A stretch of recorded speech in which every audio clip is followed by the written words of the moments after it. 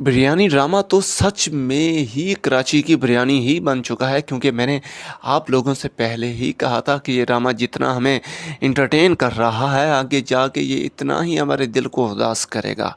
तो वैसा ही हो रहा है कि ये स्टूडेंट और टीचर की स्टार्ट होने वाली मोहब्बत अब इस हद तक इतनी गहरी हो चुकी है कि दोनों एक दूसरे को सज़ा देने के लिए न जाने क्या क्या करते फिर रहे हैं।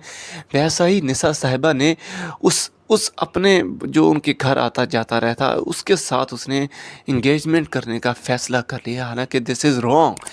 बिकॉज़ निसा ये चाहती नहीं थी। निसा ने 200 मरतबा पहले ही उसे मना कर चुकी थी, भाई भाई कह कह कर, कि मैं ये नहीं करना चाहती, ये हो ही नहीं सकता दुनिया में ऐसा।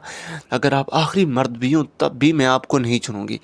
और मैं ये आपको बात बताता चलूँ कि जितनी औरतों ने आज तक ये बात की है ना कि अगर आप आखिरी मर्द भी हुए तब भी मैं आपको नहीं चुनूँगी, उनको हालात और वाक़यात और ज़िंदगी ने उन्हें चुनने पर मजबूर किया है। ये मेरी आँखों देखी बात है। कितने लोगों को मैं देख चुका हूँ कि जिन जिन लोगों से उन्हें नफ़रत थी, उन्हीं के साथ उनकी शादी हुई है।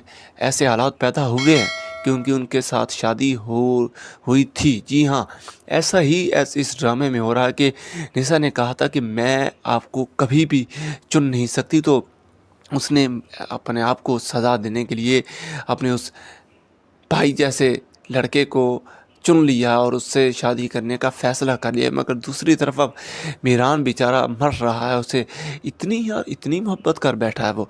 और दूसरी बात ये मुझे समझ नहीं आ रही कि ये तो मतलब जितनी मोहब्बत मीरान को हो रही है या हो चुकी है, ये तो एक अनमैरिड लड़के 20-22 साल के लड़के को होती है, हालाँकि मीरान तो शादीशुदा है।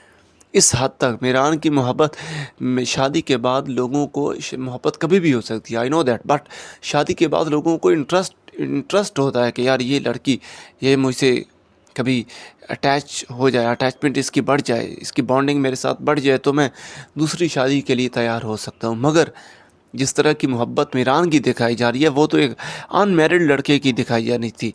यहाँ एक अनमैरिड लड़का होता, मैं मीरान और उसकी आपस में मोहब्बत होती, ठीक है, मगर मीरान का बाप ना मानता कि ये मिडिल क्लास लोग हैं, इस वजह से ये शादी नहीं हो सकती। फिर ये इन दोनों का आपस में ये जो गैप आ रहा है या जो गैप हमें दिखाया जा रहा है, ये फिर दिखाया जाना चाहिए था।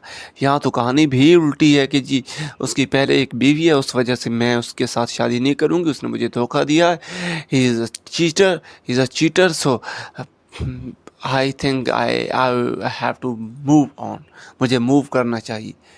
बट वैसे ही निशा ने किया है।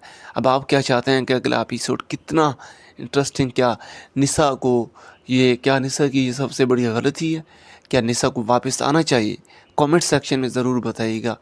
वीडियो को लाइक भी ज़रूर कर दीजिएगा, चैनल को सब्सक्राइब करना तो आप नहीं भूलेंगे। Stay safe, stay blessed, thanks for watching.